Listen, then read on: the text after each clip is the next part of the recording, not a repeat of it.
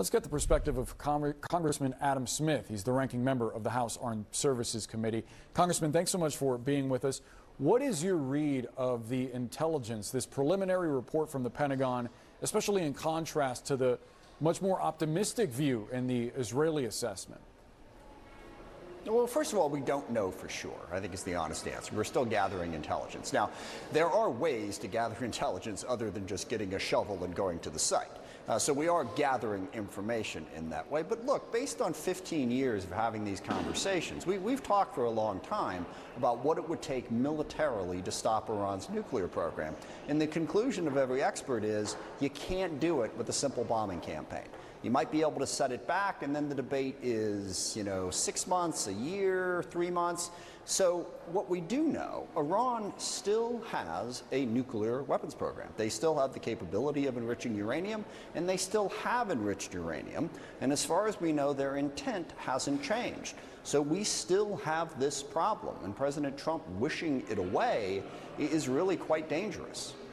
I do want to ask you about how that problem of a nuclear-armed Iran may be resolved, but I do wonder how you read the administration's response to this, describing the leak as treasonous, announcing that an FBI investigation is underway. What do you think of their insistence that the report is inconclusive, low confidence, and therefore politically motivated? Look, this is part of the Trump reality distortion field. Trump, just says, remember Mexico was going to pay for the wall? He's not going to cut Medicaid, even while he's cutting Medicaid. The big, beautiful bill is actually going to cut the deficit when it increases by $3 trillion. Look, one of Trump's great skills is to create the reality that he wants to create in his mind and for far too many people. But it didn't change reality. So this is perfectly in keeping with that pattern. He says, look, it's all done. We dropped 1 bomb one day. Peace in the Middle East has been achieved. All good. Walk away from it, because that's what he wants to believe. But the facts aren't really that hard to suss out here.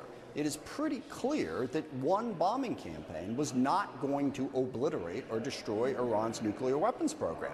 So that's why they're saying it. But again, the reality is Iran still has this capability, and we still need a plan to figure out how to stop them from taking the step to build a bomb. It is not over. It seems, Congressman, like you have a low level of confidence going into a promise from Trump that there are going to be renewed diplomatic talks. Do you think there is a diplomatic solution ahead that would ensure that Iran quits enriching uranium? Yes, absolutely. I mean, the most distressing thing that President Trump insisted upon today was that we didn't need one. He said, we don't really need an agreement, don't need to talk, it's all good. Look, I think there is a diplomatic solution here. We had a diplomatic solution in the JCPOA that Iran was complying with that Donald Trump tore up. So this is all part of, Trump's sort of, I'm tough, I solve problems just by looking at them.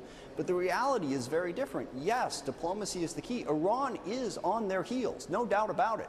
Israel strikes, Israel's, taking out of Hezbollah and Hamas has substantially weakened Iran. Their economy is in a shambles. We are in a position to force a deal, but Trump has to force that deal. He has to do what he promised to do. He didn't promise to drop bombs on Iran. He promised that he was going to cut a deal and take care of it. And now he appears to be walking away from that commitment. And again, that's dangerous. And one final point, Israel is not living in Donald Trump's fantasy world. All right, they're going to wake up and they know that Iran still has nuclear capability, and then what are they going to do about it? So we have to deal with that as well. So, Congressman, you reject the idea that Iran violated the spirit of the JCPOA by enriching uranium far past what's required for a... Go ahead. You got your timeline mixed up there. Once Donald Trump tore up the agreement, yeah, Iran violated it. But before Donald Trump tore up the agreement, they had not done what you just said. Now, you can make an argument that just because Donald Trump tore it up, there were, I think, 5 other countries involved. Iran should have still paid attention to that agreement, shouldn't have done that.